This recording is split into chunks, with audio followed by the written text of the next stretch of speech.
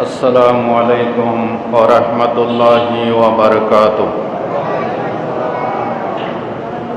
الحمد لله نحمده ونستعينه ونستغفره ونعوذ بالله من شرور أنفسنا ومن سيئات أعمالنا. من يهد الله فلا مضل له ومن يضلل فلا هادي له. ونشهد أن لا إله إلا الله وحده لا شريك له. ونشهد أن سيدنا وحبيبنا ومولانا محمدا عبده ورسوله الذي أرسله بالحق بشيرا ونذيرا وداعيا إلى الله بإذنه وسراجا منيرا.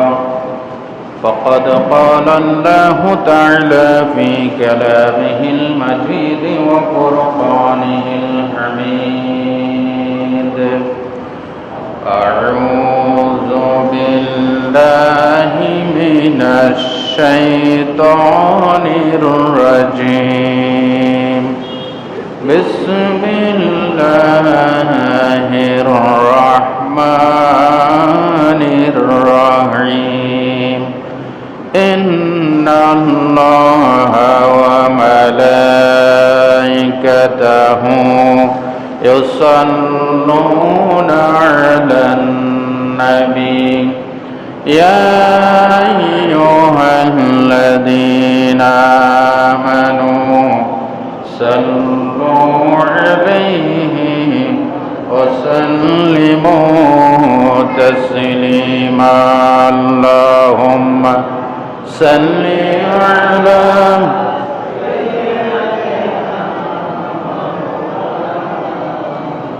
وعلى آل سيدنا.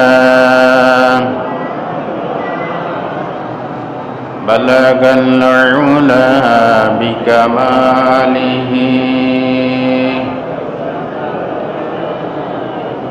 حسنت جميع خصاله.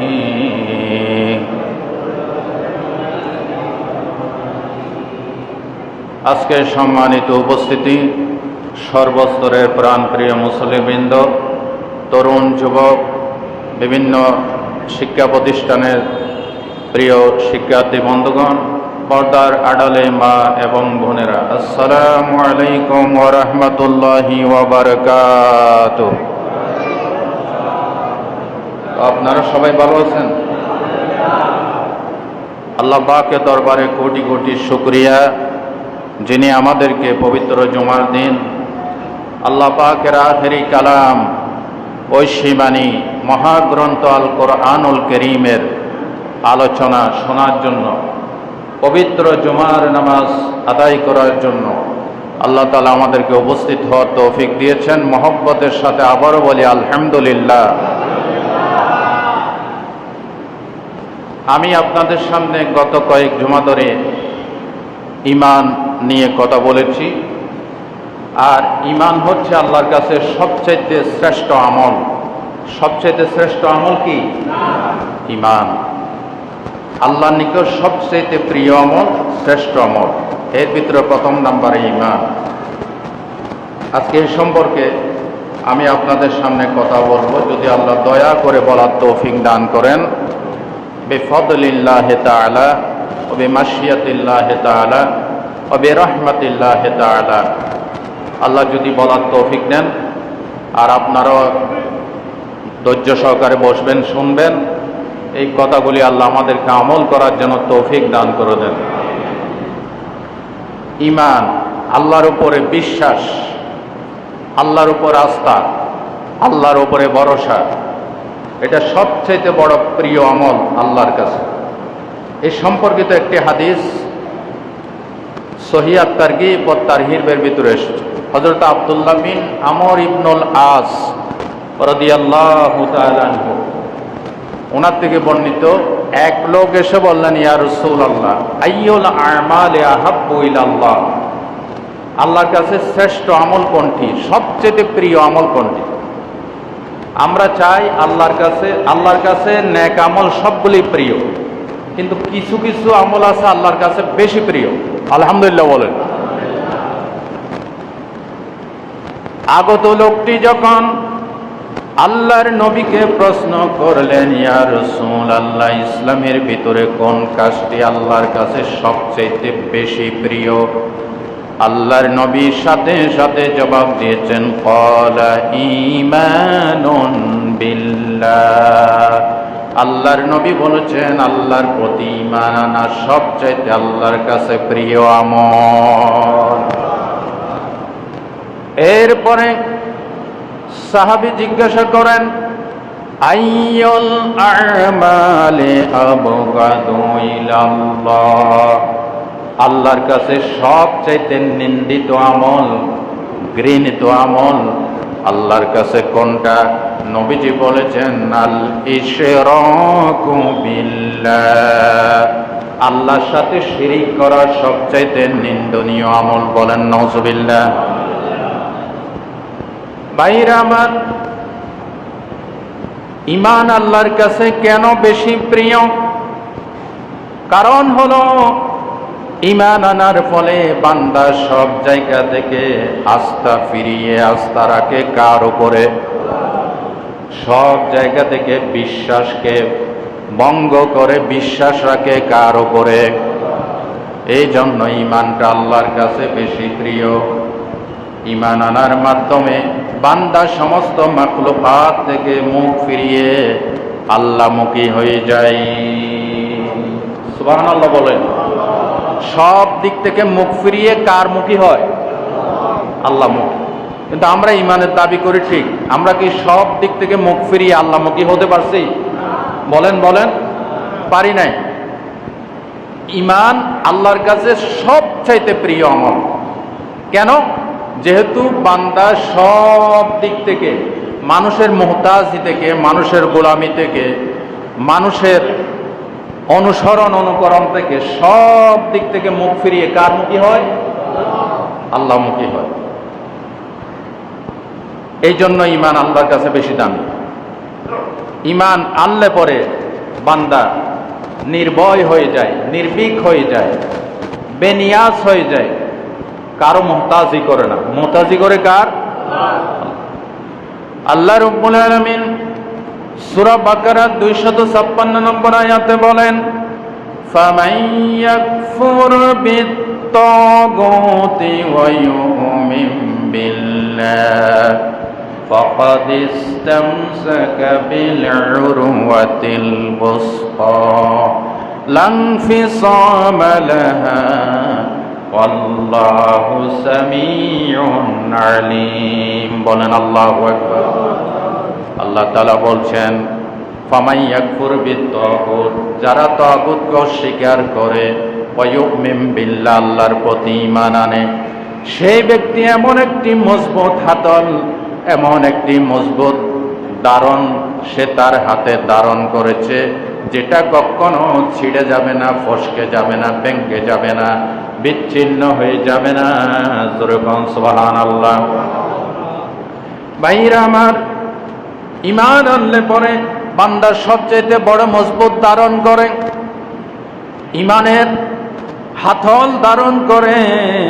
এই ঈমানের হাতল যখন ধারণ করে বান্দা নির্ভীক হয়ে যায়, বান্দা শঙ্কা মুক্ত হয়ে যায়, সমস্ত সন্দেহ থেকে সে সন্দেহ প্রবণতা থেকে মুক্ত হয়ে একমাত্র আল্লাহর উপরে বিশ্বাস রাখে। কথা ঠিক কিনা বলেন? ঈমান আনার পর আর কোনো সন্দেহ থাকতে পারে? আরো জোরে। ঈমান আনার পর সন্দেহ থাকতে পারে না।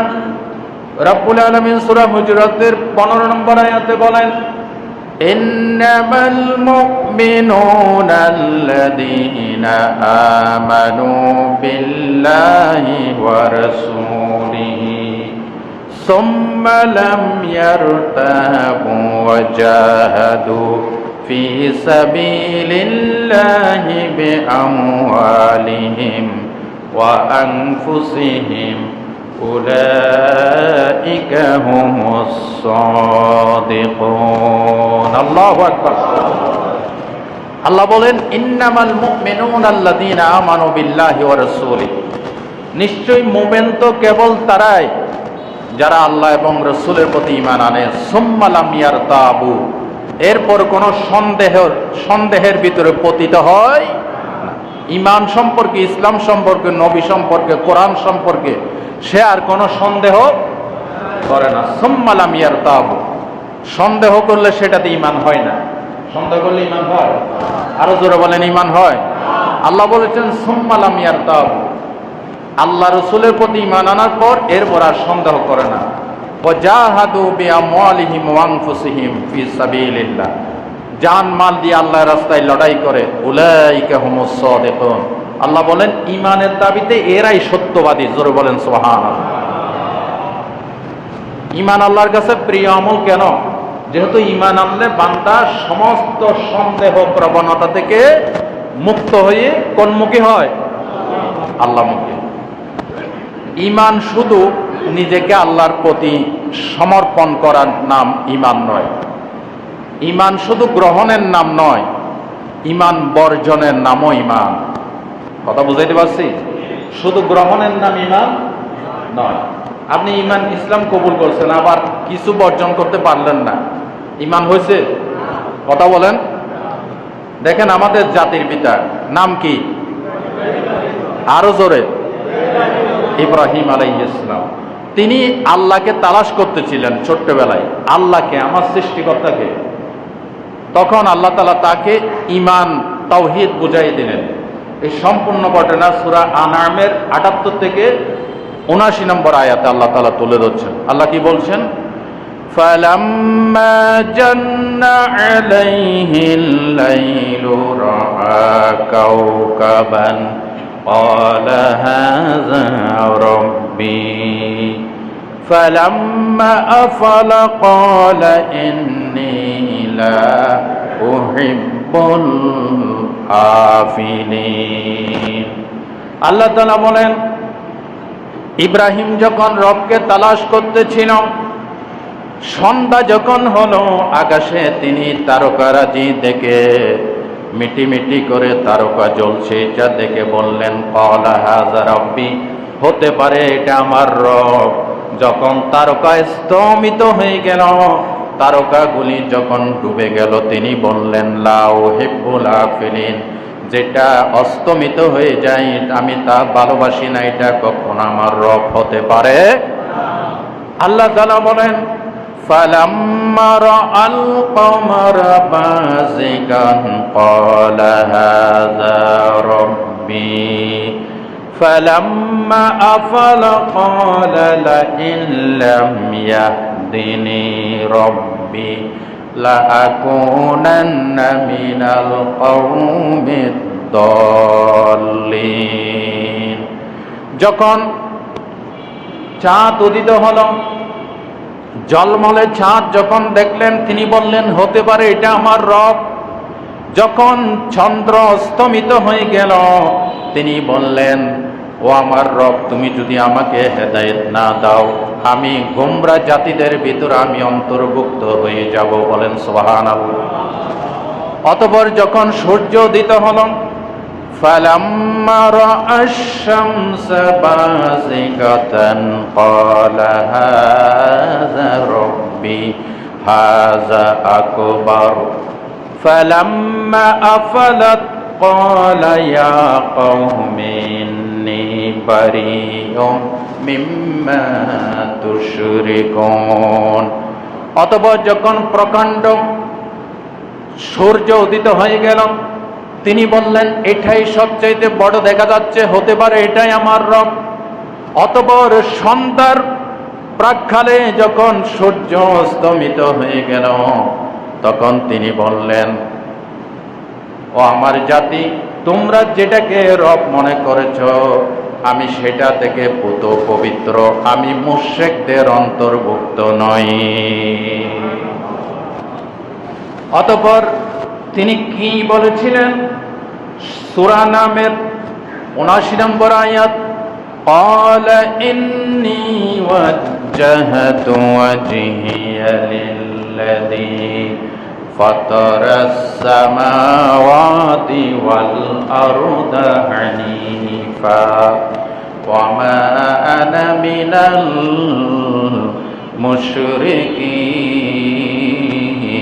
المشركين। এই দোয়াটা, আয়াতটা আপনারা সবাই পারেন? আমাদের দেশে বলে এটা জায়নামাজের দোয়া, কিন্তু সহিহ হাদিসে এটা জায়নামাজের দোয়া হিসেবে আসে নাই। তবে এটাও ঠিক, এটা জায়নামাজের নামাজ শুরুর আগে কেউ পড়লে গুনাহ হয়ে যাবে এমন কোন কথা কোরআন হাদিসে কেউ অতিরঞ্জিত করে আহলে হাদিসের বাইরে বলে এটা পড়া যাবে না। কে বলেছে পড়া যাবে না? কোরআন শরীফ যে কোনো আয়াত যে কোনো সময় পবিত্র অবস্থায় পড়লে সওয়াব আছে না গুনাহ আছে? আন্দাজে ফতোয়া দেয়। তবে হাদিসে এসেছে আল্লাহর নবী নিয়ত বাঁধার পর কখনো কখনো এই আয়াতটা পড়তেন, আবার কখনো কখনো সুবহানাকা আল্লাহুম্মা বিহামদিকা ওয়া তাবারাকা ইসমুকা ওয়া তাআলা জাদ্দুকা ওয়া লা ইলাহা, দুটোই জায়েজ, আপনি যেটাই পড়েন। ইসলাম সহজ না কঠিন? আন্দাজে ফতোয়া দিয়ে কঠিন করে। আমাদের দেশে বলে জায়নামাজের দোয়া, ঠিক আছে, অসুবিধা নাই, আপনি যেমনেই বুঝেন, কোরআনের দিকে আসলেই হলো, ঠিক কিনা বলেন? কি বলেছেন এখানে তিনি? হযরত ইব্রাহিম ওই তারকারাজিকে রব মানলেন না, সূর্যকে রব মানলেন না, স্নিগ্ধ আলো সমৃদ্ধ চাঁদকে তিনি রব মানলেন না। সব দিকে মুখ ফিরিয়ে তিনি বললেন ইন্নী ওয়াজ্জাহাতু, আমি মুখ ফিরিয়ে দিলাম, ওয়াজহিয়া লিল্লাযী, ওই সত্তার প্রতি, ফাতারাস সামাওয়াতি ওয়াল আরদা হানিফা, যিনি আসমান সৃষ্টি করেছেন, জমিন সৃষ্টি করেছেন, একনিষ্ঠভাবে তার দিকে মুখ ফিরিয়ে দিলাম। ওয়ামা আনা মিনাল মুশরিকিন, আমি মুশরিকদের অন্তর্ভুক্ত নই। তার মানে কি বুঝাইলাম এই ঘটনা দিয়ে? ঈমান শুধু গ্রহণের নাম নয়, বর্জন করার নাম কি? আরো বলেন। সূর্য পূজা, গরু পূজা, মাজার পূজা, কবর পূজা, নেতার পূজা, মানুষের আইনের পূজা, এই সবগুলি বর্জন করার নাম কি? আরো জোরে বলেন, বর্জন করার নাম কি? ইসলাম গ্রহণ করছি মাশাআল্লাহ, কিন্তু ওগুলি ছাড়তে পারি না। ঈমান হয়েছে? কথা বলেন না, ঈমান হয়েছে? ঈমান আল্লাহর কাছে কেন প্রিয় আমল? যেহেতু ঈমান আনলে বান্দা সব দিক থেকে মুখ ফিরে কোনমুখী হয়? আল্লাহমুখী হয়। কিছু কিছু লোক আছে ঈমান আনার পরও মুশরিক, এই কারণগুলির কারণে মুশরিক। সূরা ইউসুফের 106 নম্বর আয়াতে আল্লাহ বলছেন ওমা আকসারুহুম ইউমিনু বিল্লাহি ইল্লা ওয়া হুম মুশরিকুন, ওমা ইউমিনু আকসারুহুম বিল্লাহি ইল্লা ওয়া হুম মুশরিকুন। অধিকাংশ লোক আছে ঈমান আনার পরও এরা মুশরিক। কে বলেছেন? আল্লাহ বলেছেন, ঈমান আনার পরও মুশরিক। আল্লাহ রাব্বুল আলামিন সূরা নামের 161 নম্বর আয়াতে বলেন কুল ইন্নানি হাদানি রাব্বি ইলা সিরাতিম মুস্তাকিম দীনান কিয়ামান মিল্লাতা ইব্রাহিম হানিফা ওয়া মা আনা মিনাল মুশরিকিন। আল্লাহ তাআলা বলেন, ও নবী আপনি বলেন, আমার রব আমাকে হেদায়েত দিয়েছেন ইলা সিরাতিম মুস্তাকিম, সহজ সরল রাস্তার প্রতি হেদায়েত দিয়েছেন। এই সহজ সরল রাস্তাটা হচ্ছে দীনান কিয়ামাম মিল্লাতা ইব্রাহিম হানিফা, সুপ্রতিষ্ঠিত ইব্রাহিমের একনিষ্ঠ দ্বীন হানিফ। ওয়া মা আনা মিনাল মুশরিকিন, আমি মুশরিকদের অন্তর্ভুক্ত নই। সুতরাং ঈমান যেহেতু আল্লাহর প্রতি এনেছি, ঘোষণা করো। পরবর্তী আয়াত কুল ইন্না সলাতি ওয়া নুসুকি ওয়া মাহইয়ায়া, জানেন এটা মুহাব্বতের সাথে পড়েন। কুল ইন্না সলাতি ওয়া নুসুকি ওয়া মাহইয়ায়া ওয়া মামাতি লিল্লাহি রাব্বিল আলামিন। আমার জীবন তোমার জন্যে, আমারি মরণ তোমারি জন্যে, আমারি নামাজ তোমারি জন্যে, কোরবানি ও গো তোমারি জন্যে, জীবনে মরণে তোমারি হয়ে হতে চাই ধন্য কারবানি। আরো জোরে বলেন কারবানি। ঈমান আনার পর আপনার নামাজ আল্লাহর জন্য হতে হবে। আপনার স্যাক্রিফাইস শুধু গরু কোরবানি না, আপনার যাবতীয় স্যাক্রিফাইস, আর্থিক স্যাক্রিফাইস, মানসিক স্যাক্রিফাইস, শারীরিক স্যাক্রিফাইস, কথা স্যাক্রিফাইস, দান সদকার স্যাক্রিফাইস, সব ইসলামের পক্ষে হতে হবে, ঠিক কিনা? ওয়া মাহইয়া, আমার পুরা লাইফ, হায়াত, হায়াতের অপর নাম হচ্ছে মাহিয়া। আল্লাহ আমার হায়াত ও মামাতি, আমার জীবন। আমার হায়াত আমার জীবন যখন বলছে, বাকি কিছু আছে? আর বলেন বাকি কিছু আছে? নাই। তার মানে ঈমান আনার পর হায়াত মতের সব কর্মকাণ্ড কোন মুখী হতে হবে? আল্লাহ বলতে লজ্জা হয়? কোন মুখী হতে হবে? আল্লাহমুখী হতে হবে। এই কথাটা কি আমার নাকি আল্লাহ? আল্লাহ বলছে ঈমান যেহেতু আনছো ঘোষণা করো, নামাজ, কোরবানি, স্যাক্রিফাইস, হায়াতি মামাতি, হায়াতের মতের সব ম্যাটারগুলি, সব বিষয়গুলি কোন মুখী হতে হবে? আল্লাহমুখী। কিছু মানি কিছু মানি না। আবার অনেকে বলে মসজিদে দুনিয়াবি কথা বলা নিষিদ্ধ। অনেক মসজিদে লেখা থাকে না, এগুলি হচ্ছে দান্দাবাজ, এগুলি এক নম্বর শয়তান, ঠিক কিনা বলেন? মসজিদে দুনিয়াবি কথা বলে নিষেধ কে বলছে আপনাকে? দুনিয়ার কথা যে হুজুর কোরআন শরীফের আয়াতে তেলাওয়াত করে, নামাজে তেলাওয়াত করে নাকি নামাজের বাইরে? কোথায় তেলাওয়াত করে? মসজিদে। নিকৃষ্ট পাপিষ্ট ফেরাউন, নমরুদ, আবু জেহেল, আবুল আহাবের কথা কোরআন শরীফে ইমাম সাহেব কোথায় নামাজে তেলাওয়াত করে? নামাজে। মুহাম্মদ রাসূলুল্লাহ সাল্লাল্লাহু আলাইহি ওয়াসাল্লাম শ্রেষ্ঠ মসজিদ মদিনার মসজিদ থেকে শুধু দুনিয়া নয়, ওনার রাষ্ট্রের 16টা মন্ত্রণালয় মেম্বরে বসে তিনি পরিচালনা করেছেন। আল্লাহু আকবার বলেন। স্বরাষ্ট্র মন্ত্রণালয়, বাণিজ্য মন্ত্রণালয়, অর্থ মন্ত্রণালয়, তারপরে আইন মন্ত্রণালয় সহ 16টা মন্ত্রণালয় তিনি মেম্বরে বসে, মসজিদের মেহরাবে বসে পরিচালনা করেছেন মুহাম্মদ রাসূলুল্লাহ। আপনি কোন ইসলামের কথা বলেন? বাজার দর ঠিক করেছেন, বাজারে কোন তরকারি, কোন মাছ, কোন সবজি কয় টাকা বিক্রি হবে, এটা মসজিদে মেহরাবে বসে মুহাম্মদ রাসূলুল্লাহ ঠিক করেছেন। এটা কোন মন্ত্রণালয়ের দায়িত্ব বলেন? বাণিজ্য মন্ত্রণালয়। কোন বিচারটা কিভাবে হোক, কোন আসামির শাস্তি কিভাবে হবে, এটা মুহাম্মদ রাসূলুল্লাহ মসজিদে নববীতে বসে ফয়সালা দিয়েছেন। তো মসজিদে দুনিয়াবি কথা বলা নিষিদ্ধ। এটা বলে ইসলামকে কোণঠাসা করতে চায়। এটা না লিখে বরং এটা লিখেন মসজিদে কোরআন হাদিস বিরোধী কথা বলা নিষিদ্ধ, ঠিক কিনা বলেন? দুনিয়ার কথা কোরআন শরীফে আছে না নাই? বরং মসজিদে অশ্লীল কথা, নাচ গানের কথা, খারাপ কথা, কারো গীবত, সমালোচনা এবং কোরআন হাদিস বিরোধী কথা বলা মসজিদে নিষিদ্ধ। দুনিয়াবি কথা বলা নিষিদ্ধ না। দুনিয়ার স্বার্থ সংশ্লিষ্ট, মানবতার স্বার্থ সংশ্লিষ্ট, মানুষের হায়াতের সাথে সংশ্লিষ্ট সব প্রয়োজনীয় কথা প্রত্যেকে হবে। কথা বলেন, প্রত্যেকে হবে। আল্লাহ আমাদেরকে বুঝার তৌফিক দান করেন। দেখেন ভাইরা, ইমানটা যদি খাঁটি ইমান হয়, এইরকম ইমান হয়, আমি যেটার ব্যাখ্যা দিচ্ছি, এইরকম ইমান যদি হয়, আপনি কখনো চিরস্থায়ী জাহান্নামে থাকবেন না। আল্লাহ নিজেই দায়িত্ব নিয়ে আপনাকে জাহান্নাম থেকে বের করে জান্নাতে নিয়ে আসবেন। তবে সবচাইতে ছোট যে জান্নাতটা, এটা কত বড় হবে জানেন? এটার পরিধি হবে 2,40,000 মাইল। যারা বুঝেন নাই তারা সুবহানাল্লাহ কইতে পারেন নাই। আমি আবার বলি, সবচাইতে যে ছোট জান্নাত, এটার পরিধি হবে 2,40,000 মাইল।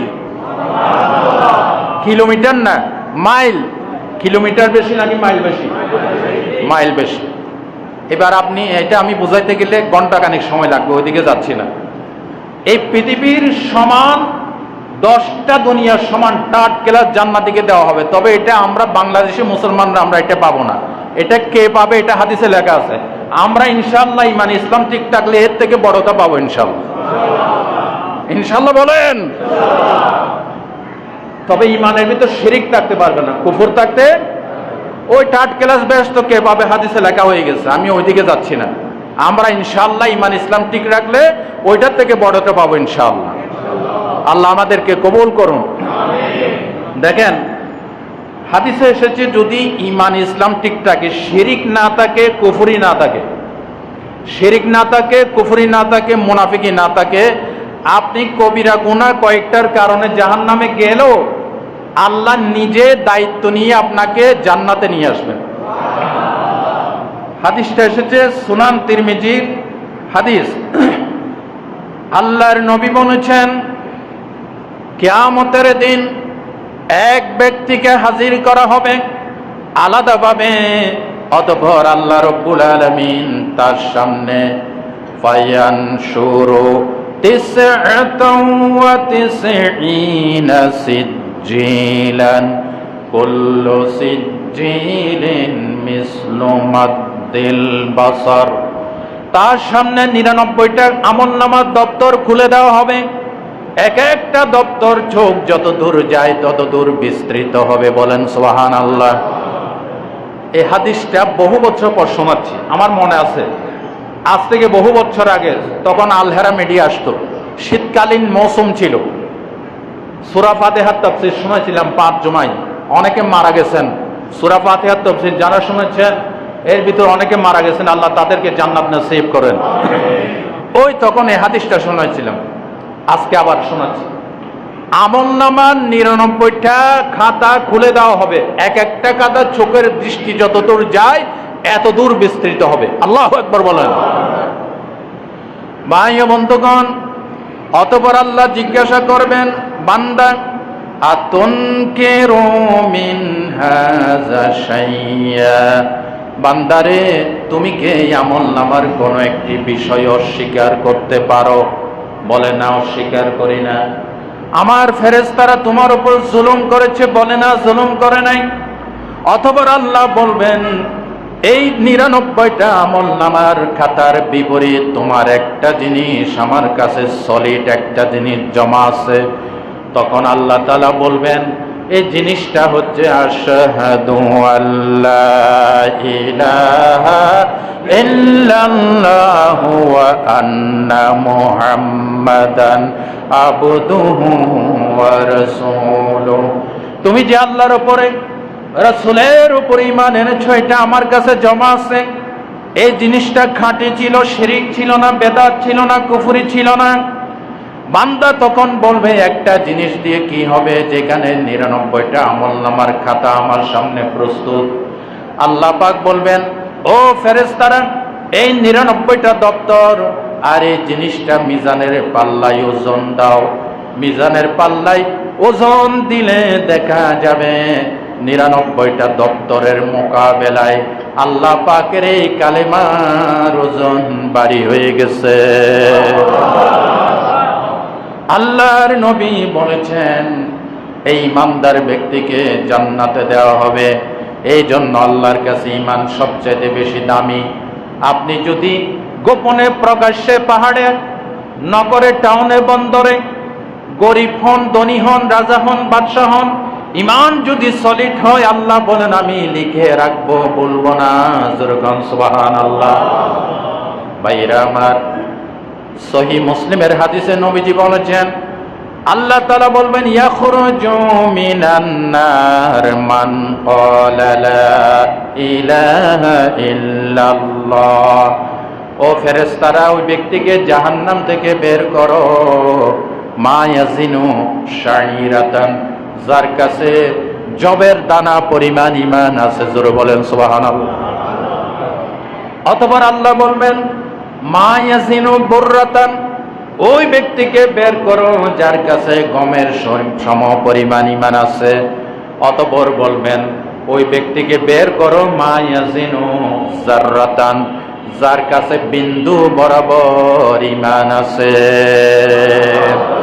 ঈমান কখনো জাহান্নামে স্থায়ী থাকতে পারে?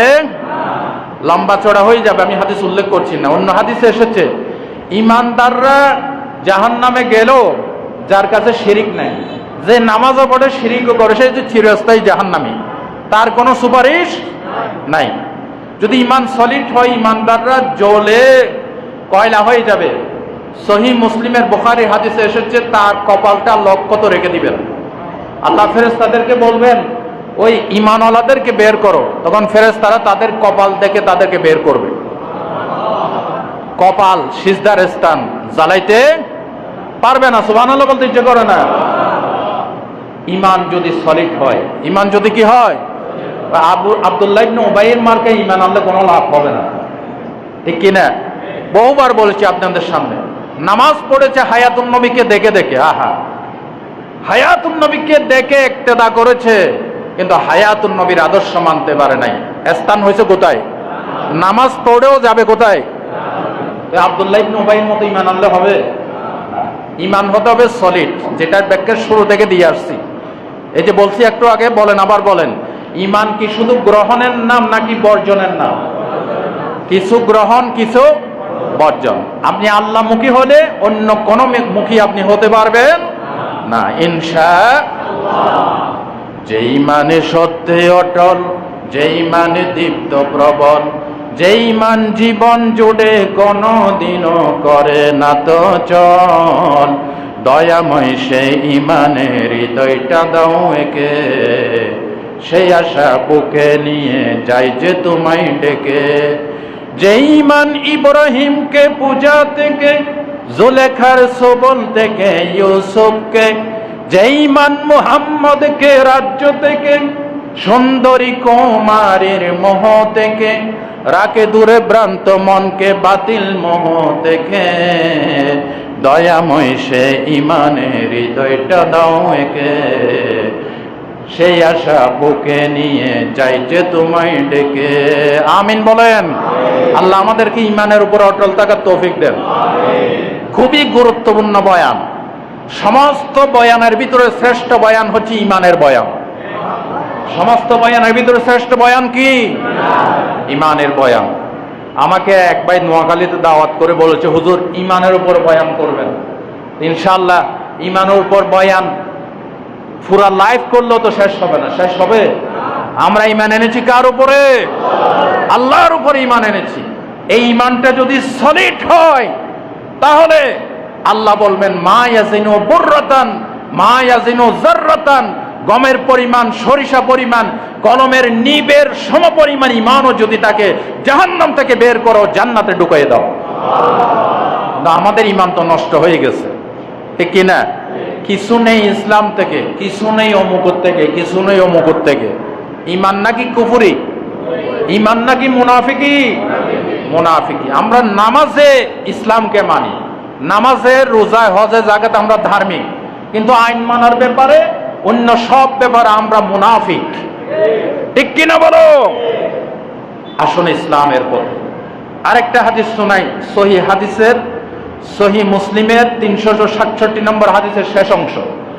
আল্লাহর নবী যখন সকলকে সুপারিশ করে ক্ষান্ত হয়ে যাবেন, কোরআন যখন আটকাই দিবে, হাদিসটা বহুবার বলছে, কোরআন যাদেরকে আটকাই দিবে মুহাম্মদ সাল্লাল্লাহু আলাইহি ওয়াসাল্লাম তাদের জন্য সুপারিশ করতে পারবে না। শেষমেশ মুহাম্মদ সাল্লাল্লাহু আলাইহি ওয়াসাল্লাম বলবেন, ফাকুলু ইয়া রাব ইযানলি ফীমান ক্বালা লা ইলাহা ইল্লাল্লাহ, আল্লাহ আমাকে অনুমতি দাও, যারা লা ইলাহা ইল্লাল্লাহ পড়েছে তাদেরকে সুপারিশ করে আমি জান্নাতে নিয়ে আসি। তখন আল্লাহ বলবেন, ক্বালা লাইসা যাকা লাকা, ও আমার হাবিব, এই ম্যাটার, এই বিষয়টা আপনার নয়, এটা আমি আল্লাহ নিজেই গ্রহণ করেছি। ওয়ালাকিন ইজ্জতি ওয়া কিবরিয়াই ওয়া আজমাতি ওয়া জিবরিয়াই লা উখরিজান্না মান ক্বালা লা ইলাহা ইল্লাল্লাহ। হাবিব শুনো, আমার ইজ্জতের কসম, আমার মহত্বের কসম, আমার প্রতিপত্তির কসম, আমার মহাপরাক্রমশীলতার কসম, যে ব্যক্তি সলিড ভাবে শিরিক বেদাত কুফরি মুক্ত হয়ে লা ইলাহা ইল্লাল্লাহ বলেছে, লা উখরিজান্না, আমি আল্লাহ নিজের দায়িত্ব নিয়ে তাকে জাহান্নাম থেকে জান্নাতে নিয়ে যাব। আল্লাহু আকবার। এটার নাম হচ্ছে ঈমান। এটার নাম কি? আপনি ঈমান আনেন আল্লাহর উপর সলিড ভাবে, আপনাকে কেউ মূল্যায়ন না করলো আল্লাহ আপনাকে মূল্যায়ন করবে ইনশাআল্লাহ। ইনশাআল্লাহ বলেন। দেখেন না মা খাদিজাতুল কুবরা, বলেন না রাদিয়াল্লাহু তাআলা, তিনি নামাজ, ফরজ নামাজ এক ওয়াক্ত পড়ার সুযোগ পান নাই, ফরজ রোজা একটাও রাখেন নাই, রাখার সুযোগ পান নাই, ফরজ যাকাত দেওয়ার সুযোগ পান নাই, কারণ এগুলি তখন ফরজই হয় না। আমাদের এক বক্তাই কথা বলে এমন বিপদে পড়ছে, নাম কি মাশাআল্লাহ আমির হামজা। আমির হামজা কইছে মা খাদিজা নামাজ এক ওয়াক্ত পড়ে নাই, রোজা একটাও রাখেন নাই, যাকাতও দেয় না। আসলে কথা ঠিক না বেঠিক, কিন্তু ব্যাখ্যাটা তিনি বুঝাই বলতে পারেন নাই, বলছে কিন্তু মিডিয়া কাটছিট করে বক্তাকে বিপদে ফেলাইছে, ঠিক কিনা? আচ্ছা, সাধারণ মুসলমান যারা কোরআন হাদিস জানেন, এরা যদি ছট করে এই কথা শুনে মা খাদিজা এক ওয়াক্ত নামাজও পড়ে নাই, সে বলবে একটা মিথ্যা কথা, ডাহা মিথ্যা কথা বলতেছে, ঠিক কিনা? মা খাদিজা ফরজ নামাজ এক ওয়াক্ত পড়েন নাই, কিন্তু নামাজ ফরজ হওয়ার আগে আল্লাহ রসুলের সকালে সন্ধ্যায় 2 রাকাত নামাজ পড়তেন। কয় রাকাত? নামাজ ফরজ হয়েছে মেরাজের রাত্রে, মেরাজের আরো বহু বছর আগে মা খাদিজার ইন্তেকাল, তো উনি নামাজ পড়বে করতে গিয়ে, আর উনার নিজের জানাজার নামাজও তো হয় নাই, তখন জানাজার নামাজও ফরজ হয় নাই। মা খাদিজার ইন্তেকালের পরে আল্লাহ রসুল কাফন পরাইয়া জান্নাতুল মুআল্লাতে দাফন করছে, যার ফরজ জানাজার নামাজও হয় নাই, কারণ তখন জানাজার নামাজ ফরজ হয় নাই। মেরাজের রাত্রে নামাজ ফরজ হয়, তো উনি ফরজ নামাজ পড়বেন করতে গিয়ে রসুলের সাথে সকালে সন্ধ্যায় 2 রাকাত নামাজ মা খাদিজার নফল নামাজ পড়তেন, তবে ফরজ এক ওয়াক্ত পড়তে পারেন নাই। তারপরে রোজা ফরজ হয়েছে মদিনাতে যাওয়ার পর, মা খাদিজা আরো বহু বছর আগে থেকে, তুমি ফরজ রোজা রাখবে করতে গিয়ে। যাকাত ফরজ হয়েছে আরো পরে, তো যাকাত দিবে করতে গিয়ে, যাকাত না দিলেও তিনি তার সমস্ত ধন সম্পত্তি মুহাম্মদের কদমে ইসলামের স্বার্থে ব্যয় করে দিয়েছেন। যেই মা খাদিজা এক ওয়াক্ত ফরজ নামাজ পড়তে পারে নাই, একটা ফরজ রোজা রাখতে পারে নাই, একবার ফরজ যাকাত দিতে পারে নাই, একবার ফরজ হজ আদায় করতে পারে নাই, তবে জান্নাতের সমস্ত মহিলাদের নেত্রী, জোরকন সুবহানাল্লাহ। কিসের কারণে? ইমানের কারণে। বলেন কিসের কারণে? আল্লাহর নবীর উপরে নারী জাতির সর্বপ্রথম যিনি ঈমান এনেছে তার নাম কি? মা খাদিজাতুল কুবরা রাদিয়াল্লাহু তাআলা। ঈমানের দাম বেশি, এরপরে আমলের দামও বেশি, কিন্তু ঈমানে যদি বেজাল হয়, মুনাফিক মার্কা, আবু জেহেল মার্কা, আব্দুল্লাহ ইবনে উবাই মার্কা ঈমান হয়, তো ওই আমলের রেজাল্ট জিরো। ওই আমলের রেজাল্ট কি? মা খাদিজার আমল কম, কিন্তু ঈমান সলিড ঈমান। জান্নাতুল মুআল্লায় যার কবর, বেহেশতের সমস্ত নারী জাতির সর্দার, জোরগণ সুবহানাল্লাহ। নারী জাতির সর্দার কয়েকজন আছে, হাদিসে আসছে হযরত মরিয়ম, তিনিও নারী জাতির সর্দার বেহেশতে, আম্মা জান ফাতেমা তিনিও নারী জাতির সর্দার, হযরত আয়েশা সিদ্দিকা তিনিও নারী জাতির সর্দার, মা খাদিজাতুল কুবরা তিনিও নারী জাতির সর্দার। হযরত মা খাদিজার ঈমান এমন পর্যায়ে গেছে, আমল ছিল না, আমলের ফরজিয়ত তখন নাজিল হয় নাই, তারপরে ঈমান এত সলিড ছিল, আল্লাহ নিজে মা খাদিজাকে সালাম পাঠিয়েছেন। শুধু সালাম পাঠান নাই, হাদিস শরীফ এসেছে জিবরিল খাদিজাকে জান্নাতের একটি ঘরের শুভ সংবাদ দিবে, এটা শুধু খাদিজার জন্য আমি রেডি করেছি, এই ঘরে কোনো আওয়াজ থাকবে না, কোনো শোরগোল থাকবে না, এই ঘরটা আমি খাদিজার জন্য বরাদ্দ করেছি। একমাত্র সলিড ঈমান। সলিড কি? ঈমান। আল্লাহ বলেন, আল্লাহ রাসূলকে জিজ্ঞাসা করা হয়েছে আইয়ুল আমালু আহাব্বু ইলাল্লাহ, হে রাসূল সবচাইতে প্রিয় আমল আল্লাহর কাছে কোনটা? রাসূলুল্লাহ বলেছেন আল ঈমানু বিল্লাহ, আল্লাহর প্রতি ঈমান, জোরকন সুবহানাল্লাহ। 2 নম্বর রাসূলকে জিজ্ঞাসা করা হয়েছে, সহিহ বুখারীর ঈমান পর্বে 26 নম্বর হাদিস, সাহাবী জিজ্ঞাসা করেছে ইয়া রাসূলুল্লাহ এরপর কোনটা? বলেছে আল জিহাদু ফি সাবিলিল্লাহ, ঈমানের পরে আল্লাহর কাছে শ্রেষ্ঠ আমল হচ্ছে, প্রিয় আমল হচ্ছে আল্লাহর রাস্তায় জিহাদ করা। আল্লাহর রাস্তায় কি করা? জিহাদ না থাকলে, আগেও বলেছে জিহাদ না থাকলে ইসলাম টিকে রাখা সম্ভব। বর্তমানে ইসলাম টিকে আছে আন্দোলন সংগ্রামের মাধ্যমে। আপনি মসজিদে বসে বসে তসবিহ দানা টিপেন, দেখবেন ইসলামের অবস্থা কি হয়, ঠিক কিনা বলো? আন্দোলন লাগবে কিনা?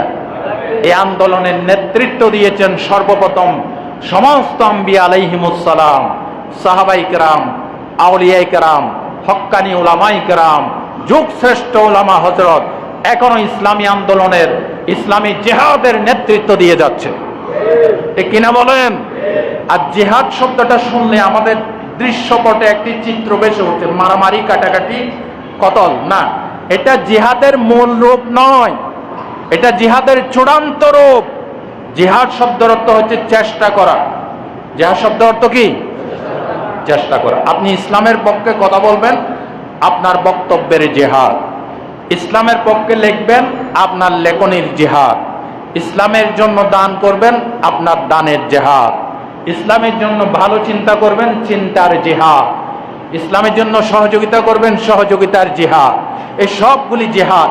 তবে শত্রু মোকাবেলা যখন করবেন তখন মারামারি, কাটাকাটি, কেতাল, আল্লাহ যেটাকে কেতাল বলেছেন, এটা হচ্ছে জিহাদের চূড়ান্ত রূপ। তবে জিহাদ শব্দের শুরুতে আমরা যে অর্থ করি মারামারি, কাটাকাটি, এটা অর্থটা ভুল। এই অর্থটা কি? ভুল। এই জিহাদ ফি সাবিলিল্লাহ আল্লাহর কাছে সবচাইতে শ্রেষ্ঠ আমল ঈমানের পরে। সুবহানাল্লাহ বলতে ইচ্ছে করে না?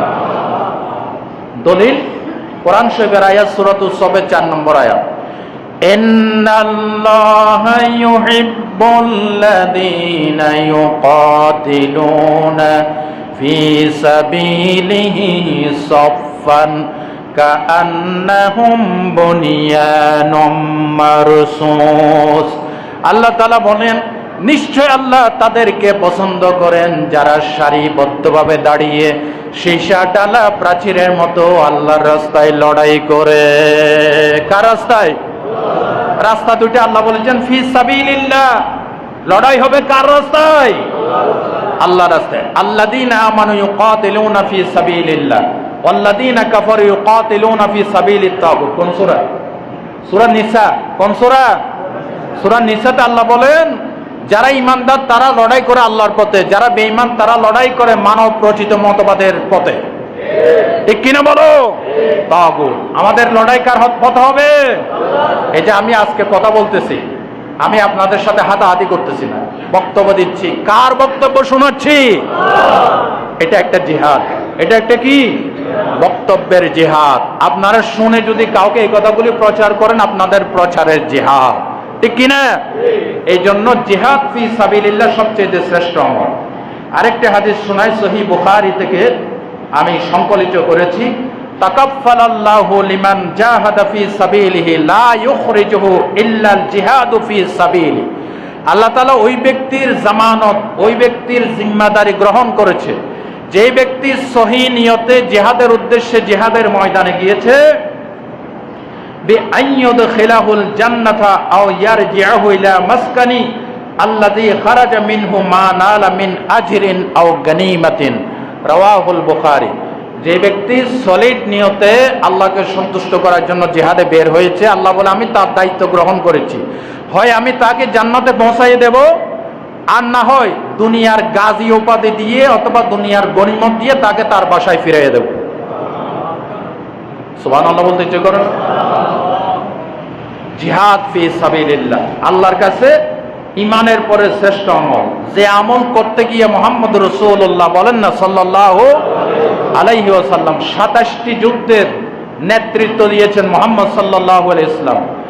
মুহাম্মদ সাল্লাল্লাহু আলাইহি ওয়াসাল্লাম আরো বলেছেন, মান জাহাদাহুম বিয়াদিহি ফাহুয়া মুমিন। যে ব্যক্তি হাত দিয়ে লড়াই করবে সেই মুমিন। ওমান জাহাদাহুম বিলিসানিহি ফাহুয়া মুমিন। যে ব্যক্তি জবান দিয়ে জিহাদ করবে সে মুমিন। ওমান জাহাদাহুম বিকলবিহি ফাহুয়া মুমিন। যে ব্যক্তি কলব দিয়ে, চিন্তা দিয়ে জিহাদ করবে সে মুমিন। ওয়ালাইসা ওয়ারা যালিকা মিনাল ঈমানে খাব্বাতু খারদালিন। রাওয়াহু মুসলিম। আল্লাহ রাসূল বলেন, এর পরে ঈমানের আর সরিষা বরাবর কোনো স্থান নাই। আপনি হাত দিয়েও পারেন না, মুখ দিয়েও বলতে পারেন না, কলব দিয়েও ইসলামের কোনো চিন্তা ভাবনা নেই, তা আপনি কি? আপনি মুসলমান বলেন? এবং মুসলমান না মুনাফিক? আল্লাহ রাসূল বলেছেন, এরপরে ঈমানের আর সরিষা বরাবর কোনো জায়গা নাই, বেঈমান। এক কথায় কি? বেঈমান। আল্লাহ আমাদেরকে খাঁটি ঈমানদার হওয়ার তৌফিক দান করুন। কয়টা পয়েন্ট শুনাইলাম? কয়টা? সবাই বলেন নাই। কয়টা শোনাইছি? 1 নম্বর, 2 নম্বর জিহাদ ফি সাবিলিল্লাহ। আরো আমি সংকলন করেছি পয়েন্ট, কিন্তু বলতে পারলাম না, সময় শেষ। আপনাদের খেদমত অনুরোধ, আরেকটু আগে বাড়াই আসতে পারবেন না ইনশাআল্লাহ? নাকি ওয়াজ কম শোনাইতাম? আপনারা তো ওয়াজ কম শোনাইলে আবার আমার কাছে মেসেজ পাঠান, হুজুর আজকে ওয়াজ কম হয়েছে। তা আগে আসেন না কেন? আগে আসতে পারবেন ইনশাআল্লাহ? আরো জোরে বলেন ইনশা। এখন দিন ছোট হয়েছে না? Time and tide wait for none. সময় এবং স্রোত কারের জন্য অপেক্ষা। যেহেতু শীতকাল, আর শীতকালে ওয়াজ শোনাও মজা, ঠিক না? আমাদের বাংলাদেশে ওয়াজ হয় কোন সিজনে বেশি? শীতকালে। এই যে আমি দাওয়াত নিয়েছি, অনেক দাওয়াত নিয়েছি, আরো আসতেছে। শীতকালে ওয়াজের মৌসুম বাংলাদেশে, আলহামদুলিল্লাহ বলেন। তো সময় যেহেতু সংকীর্ণ, আপনারা আগে আসবেন, বলেন ইনশা। বাকি পয়েন্টের কথাগুলি আগামী জুমাতে শোনাবো। সবাই বলেন ইনশা। ইনশাআল্লাহ না কইলে বিপদে পড়বেন। আপনি নিজেও আসতে পারবেন না, হয়তো দেখা যাবে আমিও আসতে পারবো না, একটা না একটা বাধা আসে যাবে। ইনশাআল্লাহ বলেন ইনশাআল্লাহ। জায়গা মতো না করলে কিসে পড়বেন? ওই যে আপনাদেরকে কইছি না, এক লোকে বাজারে যাচ্ছে, বন্ধুর সাথে দেখা, কই যাও? বাজারে যাও। একটু ইনশাআল্লাহ কইতে পারলো না। ইনশাআল্লাহ বলে লাভ কি? বাজারে তরি তরকারি, মাছের মাংসের অভাব নাই, পকেটের টাকা আছে, ইনশাআল্লাহ কই লাভ কি? বাজারে গেছে, আল্লাহর হুকুম, পকেট মেরে টাকা নিয়ে গেছে। তো প্রতিমধ্যে যাচ্ছে, মন খারাপ করে বন্ধুর সাথে দেখা। বন্ধু কি রে, বাজার করলি না? কয় ইনশাআল্লাহ টাকা চুরি হয়ে গেছে। এখন ইনশাআল্লাহ কই কোনো লাভ হইব? জায়গা মতো বলতে হবে। আগামী জুমাতে আরেকটু আগে ভাগে আসবেন এবং ওয়াজ শোনার, আমল করার নিয়তে আসবেন। আর আমি গুনাহগার, আপনাদের নগণ্য খাদিম, আমার জন্য দোয়া করবেন, এই মসজিদের জন্য দোয়া করবেন, গোটা বাংলাদেশের জন্য দোয়া করবেন। বাংলাদেশ থেকে জুলুম, শোষণ, নির্যাতনের অবসান হয়ে আগামীতে যাতে একটি কল্যাণ সমৃদ্ধ রাষ্ট্র হয়, সুখী সমৃদ্ধ দেশ হয়, কোরআন সুন্নাহর বাংলাদেশ হয় ইনশাআল্লাহ। ইনশাআল্লাহ। যারা সুন্নত পড়বেন, সুন্নত